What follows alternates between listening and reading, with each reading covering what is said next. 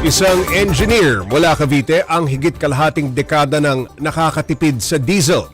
Ang kinakarga niya kasi sa kanyang sasakyan may halong pinagprituhang mantika. Safe at effective nga ba yan? Para bigyan ng mukha ang balita, Mobile Journal Francis Rivera.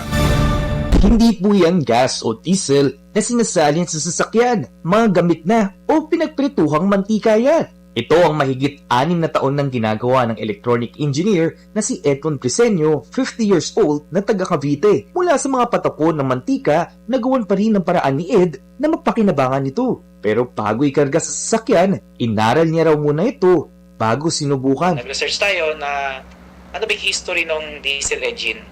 So sa ibang bansa, hindi na to bago. So I don't want to put a pure cooking oil or pure use cooking oil dun sa engine ko. So ang ginawa ko is nag-attempt ako na diluted. So meron pa rin siyang diesel na fuel component. Naglagay lang tayo ng halo na malabnaw. Bago niya isalin sa makina ng kanyang sasakyan, dumaan muna ito sa filtration para masala yung mga bagay mula sa pagpiprito.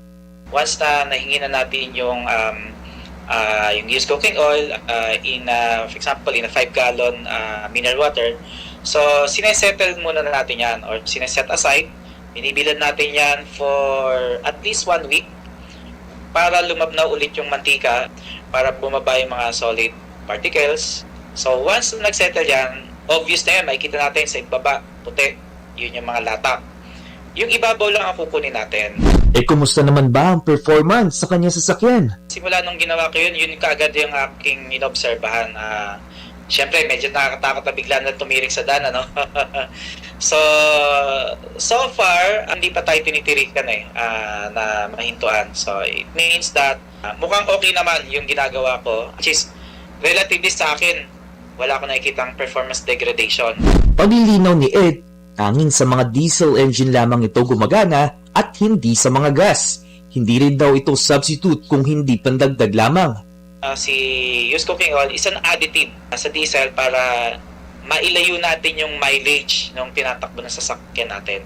Not totally to replace yung diesel with used cooking oil in the process nung ginagawa ko na filtration. At mensahe niya naman sa mga naiengganyong bumaya ayong sumisirit ang presyo ng diesel. Generally, I do not recommend. Not unless na take your own risk to test it.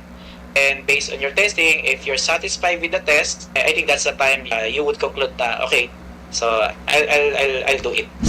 Walang masama mag-isip ng paraan kung paano makatipid. Pero ano man ang inyong gagawin, pag-aralan mo na ito bago subukan. Mga kapatid, Mobile Journal Francis Rivera po, hatid ang mukha ng balita. Pag-usapan pa natin ang diskarte ni Engineer Edmond kasama si Mobile Journal Francis Rivera. Saan nagka-idea itong si Engineer Edmond na gumamit ng pinagprituhang mantika? Francis? Yes, Pops J. Si Pops Ed ay nagkaroon siya ng ideas dun sa mga pinapapanood niya online dun sa US. Marami bang gumagamit niyan? Yes, sa ibang bansa. Sa ibang bansa. Yes, at parang tiniray niya kasi yung parang show na yun tinitest kung ano yung mga real or fake na pwedeng gamitin sa ating mga sasakyan. Umubra yung used oil na pwede pala sa mga sasakyan. Okay, sabi niya sinubukan niya muna nung una at nag-fail ba yung una niyang subok o talagang gumana na kagad? Yes, Pops J. Una nga kinakabahan nga raw siya kasi parang bagong discovery. Pero yung upon yun niya, yung pag-try niya hanggang sa ngayon, wala pa rin siya nakikitang aberya at wala pa siyang nararamdaman na sakit na itong sasakyan niya. At yun nga, pina-check niya rin to sa mga mekaniko . Parang pina-check kung may epekto ba o may alert or may damage. Pero so far, Pops J, walang nangyari dun sa sasakyan ni Pops Ed. Ilang sasakyan yung ginamitan niya ng mixed diesel at used cooking oil? Ilang portion ba yan? 50-50 ba? Ang portion yan is parang 1:2. So kung maglalagay siya ng 20 liters na diesel, siguro 10 gallons ng 10 gallons ng used oil yung o yung liter. 10 liters din yun, ilalagay niya sa sa sasakyan. Na sinasala niya muna, pinaliwanag niya kanina.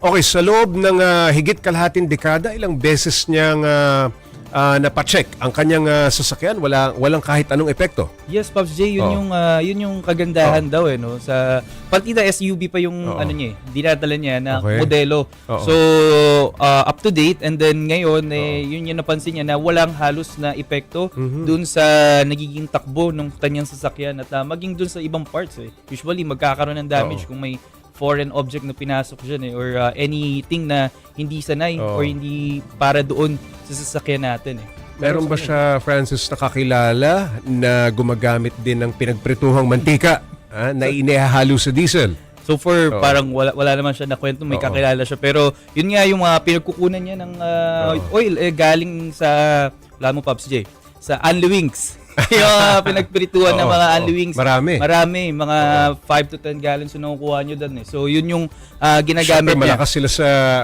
cooking oil. Kaya yun yung ginagamit niya para nga dito sa kanyang sasakyan. And effective naman para sa kanya. Kaya yun nga lang, kailangan kung gagawin nga daw, kailangan talagang... Alam mo, magandang makuha rin yung opinion ng mga car manufacturer, diba? Regarding dito, pwede. Kung ano ang tingin nila dyan. Okay, maraming salamat, Mobile Journal Francis Rivera.